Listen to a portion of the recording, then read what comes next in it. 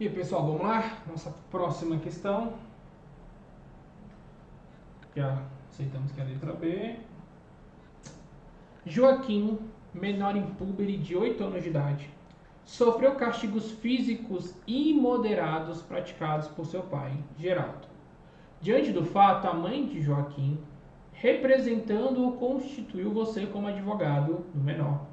Assinale a opção que apresenta corretamente o requerimento que você, como advogado de Joaquim, deve apresentar. Como sempre, vamos aqui dar nome aos bois. Vítima aqui é o Joaquim, agressor Geraldo, a mãe procurou você. E aí, o que aconteceu? Ele sofreu castigos físicos imoderados praticados por seu pai. E aí me vem a pergunta: essa criança de 8 anos de idade, existe no ordenamento jurídico uma lei que possa garantir, que possa preservar a integridade física dessa criança de 8 anos de idade? Vamos dizer, essa criança era do sexo masculino, cabe frisar. E aí, o que você, como advogado, vai fazer? O que você deve apresentar? Qual a solução diante desse caso? Professor, eu vou pedir uma aplicação extensiva da Lei Maria da Penha. Professor, eu vou analisar o ECA para ver se o ECA tem algum dispositivo que me ajude nesse caso. Tá? Para a gente fechar essa questão,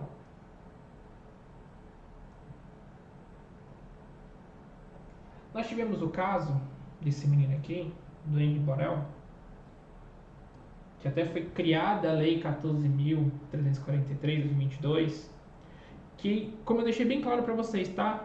É uma lei de prevenção e enfrentamento da violência doméstica e familiar contra a criança e adolescente.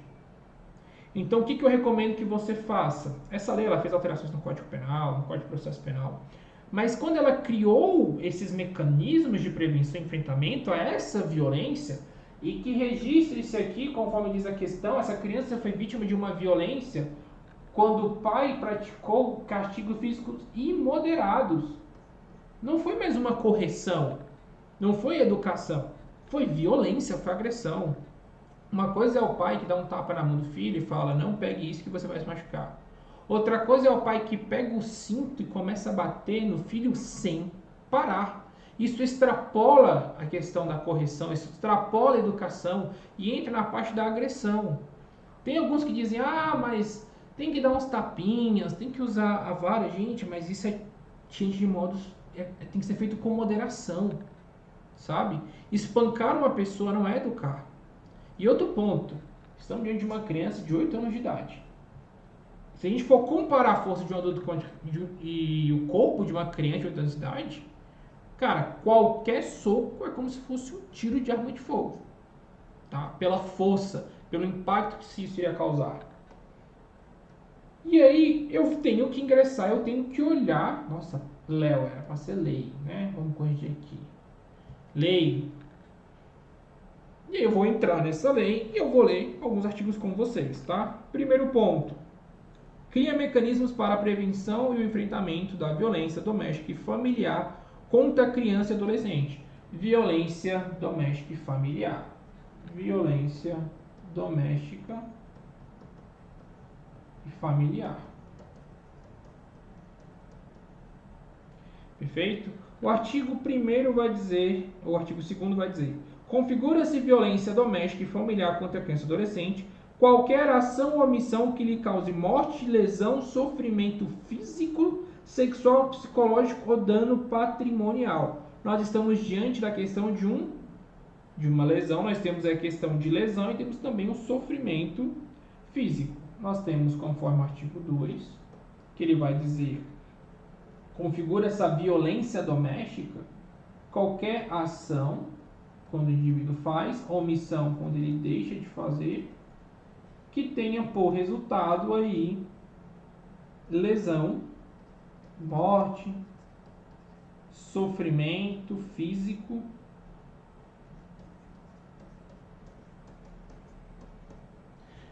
Vou falar para vocês depois que eu me tornei pai, eu fiquei um pouco mais sensibilizado com essas questões que envolvem crianças.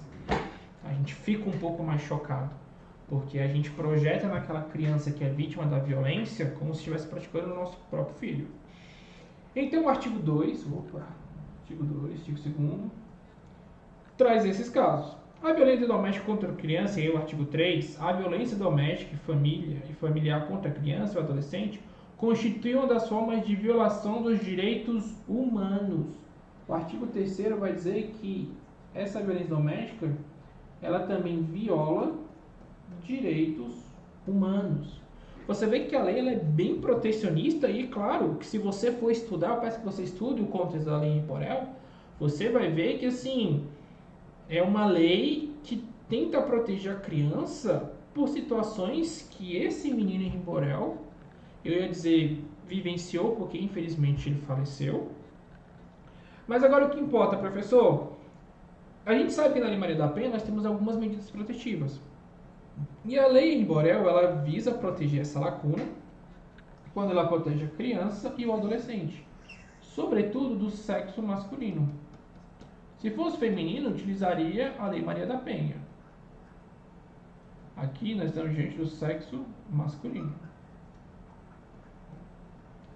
E aí, como eu já deixei bem claro para vocês, nós temos medidas que podem ser solicitadas. Medidas protetivas de urgência lá no artigo 21. Que diz o seguinte, o artigo 21. Poderá o juiz, quando necessário, sem prejuízo das medidas, determinar. O que o juiz pode determinar, professor? Olha aí para a questão. A proibição de contato por qualquer meio entre a criança ou adolescente, vítima ou testemunha da violência ou agressor, o afastamento do agressor da residência, do local da convivência e da conciliação, a prisão preventiva do agressor, a inclusão da vítima e da sua família natural, sobretudo no atendimento que de direito aos órgãos de assistência social. Então, artigo 21, nós temos aí um rol de medidas protetivas que podem ser solicitadas. Você vai ler o 21, você vai, não diria memorizar, mas você vai perceber que é muito parecido com aquelas que nós temos na Lei Maria da Penha. Então, voltando aqui para o enunciado da questão, professor, é possível fazer algum requerimento? Sim, os requerimentos da Lei Borel, aqueles que estão lá no artigo 21. Dito isso, vamos para as alternativas.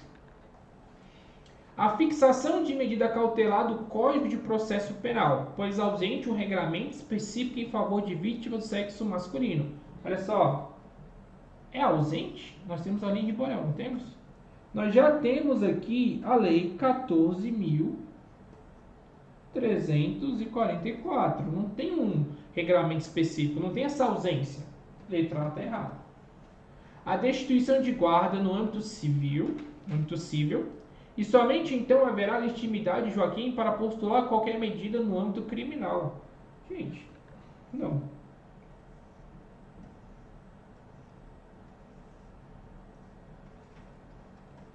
O âmbito criminal e o âmbito civil, eles são autônomos. Só para te lembrar isso. Eu não preciso primeiro ingressar no civil para depois buscar no criminal. Tá? As instâncias são autônomas. Tá? Os direitos penal, direito civil, direito do trabalho, eles são autônomos entre si, eles não dependem um do outro. Tá? Vamos lá. A fixação de medida protetiva de urgência de proibição de contato e aproximação com base na lei específica de prevenção e enfrentamento à violência doméstica e familiar contra criança e adolescente. Está falando o quê? Da Lei 14.344 de 2022, a Lei Henri Borel. Letra C, nesse caso.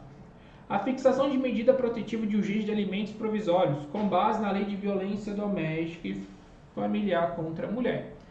Como nós não tínhamos esse regramento específico, essa lei específica de prevenção, geralmente, por analogia, utilizava ali a Lei Maria da Penha. Mas como nós já temos um regramento específico, portanto, temos aí a resposta correta, a letra C. E aí eu faço só um apelo a vocês alunos, que além de dar uma lida nessa Lei Borel, eu digo o seguinte: nesse contexto, nesse caso que nós temos, por favor, denunciem, tá? Denuncia. Vocês sabem que uma denúncia que vocês fizerem pode estar salvando a vida de alguém. E agora nós temos um regramento, nós temos uma lei específica de prevenção e enfrentamento. Ou seja, essa criança, esse adolescente não vai ficar desamparado, tá? Foi criada esta lei justamente para isso, para trazer amparo e proteção, tá? Feitas essas considerações, aguarde que agora nós vamos para a nossa última questão do exame 45, envolvendo os temas do nosso Código de Processo Penal, Direito Processual Penal. Aguarde aí que a gente vai retornar e vamos finalizar as nossas questões. E, por favor, façam a leitura dos artigos, tenham muita atenção e muita cautela em tudo, tá? É isso, pessoal. Chegamos à nossa última questão desse exame. E começa assim: Caim, desejando matar Abel, lhe ofereceu um pastel de camarão durante uma festa, sabendo que esse alimento lhe causaria severa alergia. Abel consumiu o pastel oferecido por Caim, além de diversos outros salgados, e em sequência teve uma violenta crise alérgica, vindo a falecer.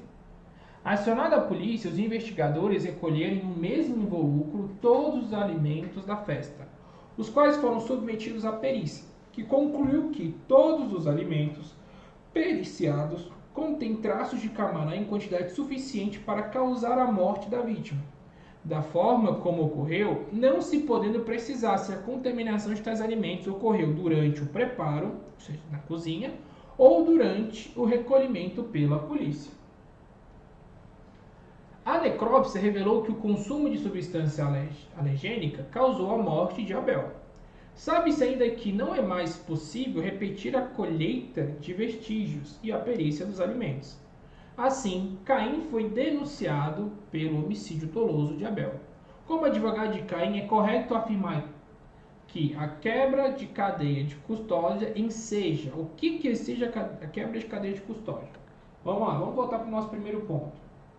Vamos dar aqui o nome aos bois. Caim queria matar o Abel.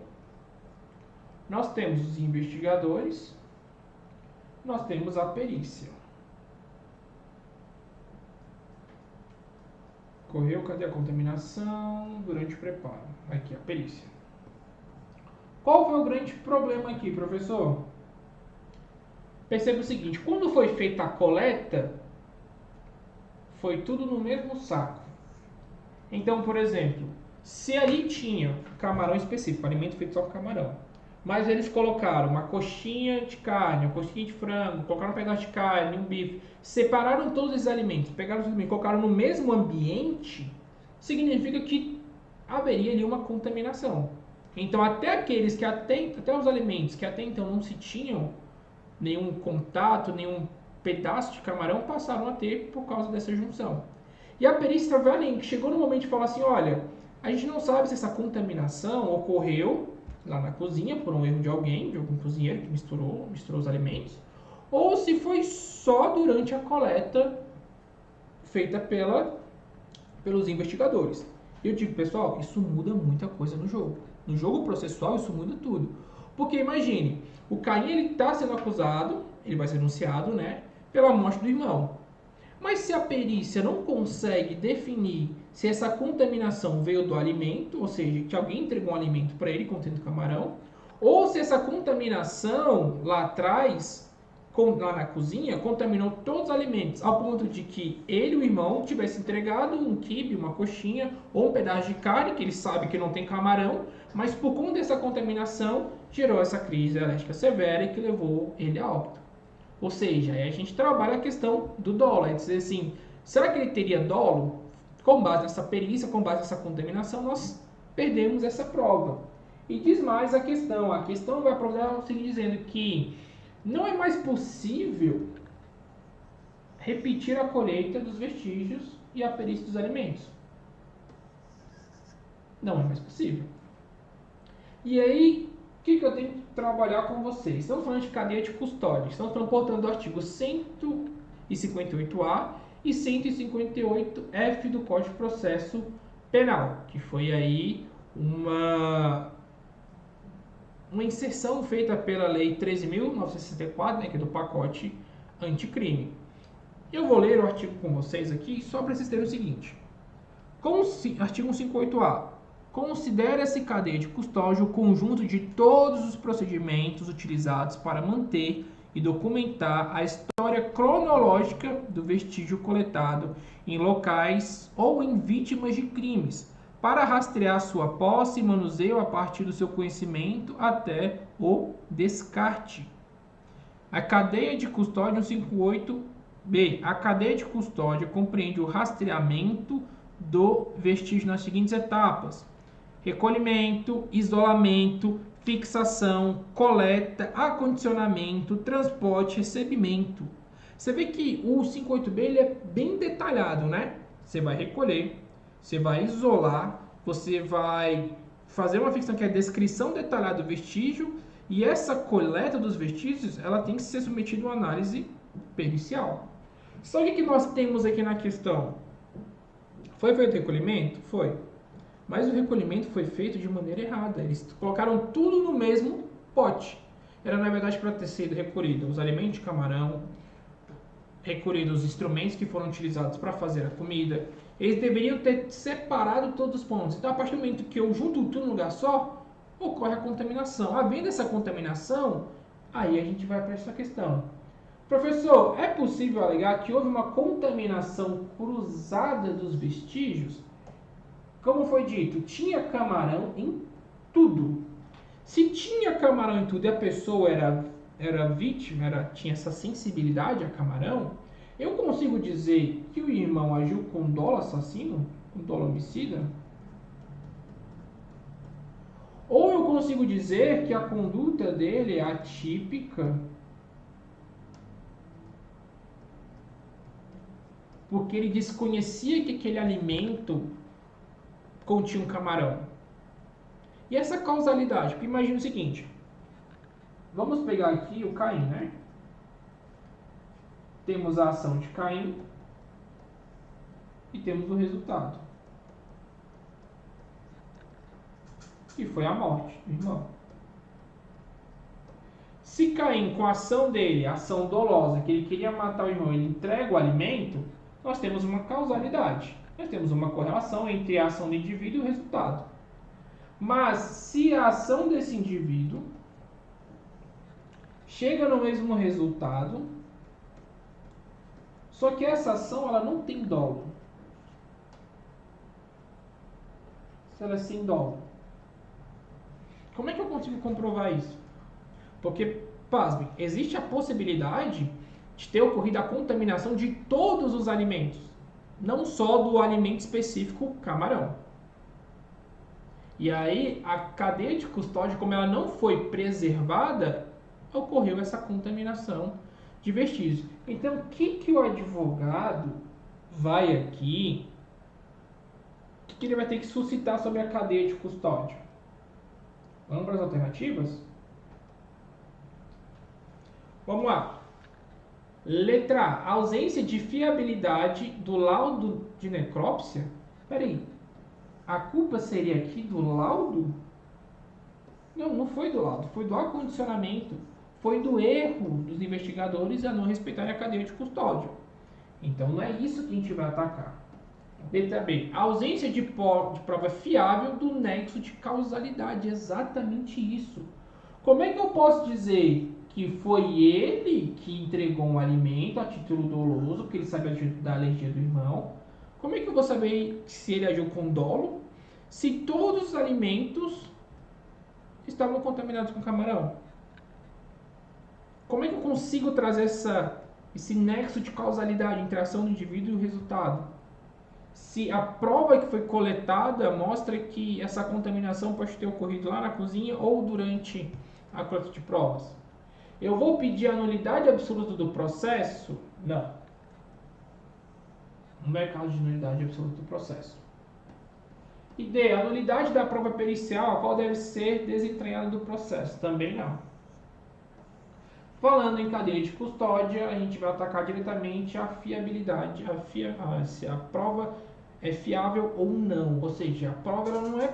Pela prova a gente não consegue comprovar que houve ali uma ação dolosa mirando no caso, a morte do Abel. Cadeia de custódia, senhores, leiam aí o artigo 158 até 158 até o 58B do Código de Processo Penal. E para a gente encerrar, eu trouxe essa frase que é atribuída a Benjamin Franklin, que diz: ao não se preparar, você está se preparando para fracasso. Você não reprova na prova da OAB quando você vai fazer a prova. Você é reprovado na prova da OAB quando você não estuda. Quando mesmo tendo acesso à aula, letra de lei, a material escrito, você opta por procrastinar, você opta por não se mover, você escolhe não estudar. Então, na verdade, você não está preparando para uma prova para ter uma aprovação. Pelo contrário, você está apenas se preparando para o fracasso. Reflita sobre essa fase, mude sua rotina, que seja uma rotina de estudo, uma rotina voltada para o aprendizado, tá? Pessoal, se prepare, é letra de lei, sabe? Pouca jurisprudência mesmo utilizada, é mais a questão de entendimento sumular. Então eu peço a vocês, façam uma leitura do Código de Processo Penal, do Código Penal e das leis ali, a legislação penal especial. Estou na torcida por todos vocês. Temos ainda outros materiais, tem videoaula já gravada, preparada para você conseguir ter a sua aprovação na primeira fase. Beleza? É isso. Está então finalizado, encerrado. E repetindo mais uma vez, quem tiver interesse, deixo aqui o meu arroba, M Honorato Advogado. Pode me seguir no Instagram, que eu já estou produzindo conteúdos de dicas, tá? Dicas tanto para a primeira fase como para a segunda fase, tá? Professor, eu ainda não escolhi se eu quero fazer em direito, trabalho, penal. Vem pro penal, amigão. Deixa calcular saldo de salário para quem gosta. Direito civil, quem quer briga de marido e mulher por separação. Direito tributário, sério ou não, válido imposto, sem isenção. Não, cara, vem pro penal. É muito, muito, muito bom, tá? Professor, é fácil? Para quem estuda é fácil, tá? Feito isso, tá encerrado. E aí, pessoal, fico na torcida por vocês. Vamos com tudo. Vamos focados no nosso objetivo, porque quando a gente foca no objetivo, o resultado é sempre o êxito. Beleza?